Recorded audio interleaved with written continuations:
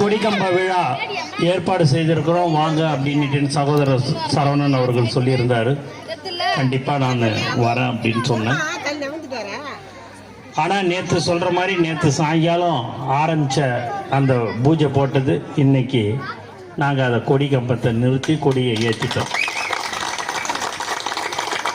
இது தமிழக வெற்றி கழகம் தளபதி அவருடைய அறிவுறுத்தலின்படி தளபதியுடைய ஆசீர்வாதத்துடன் இதையெல்லாம் நாங்கள் செய்து கொண்டு இருக்கிறோம். எங்களை சொல்வதெல்லாம் தளபதி முதலில் குடும்பத்தை பார்க்க வேண்டும், அதற்கு அடுத்தபடியாக தொழிலை பார்க்க வேண்டும்.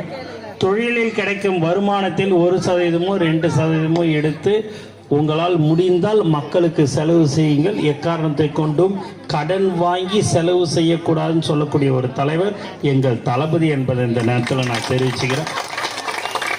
அதுக்கு மேலேயும் நீங்க பார்த்தீங்க அப்படின்னா அவர் சொன்ன மாதிரி அதுக்கு மேலேயும்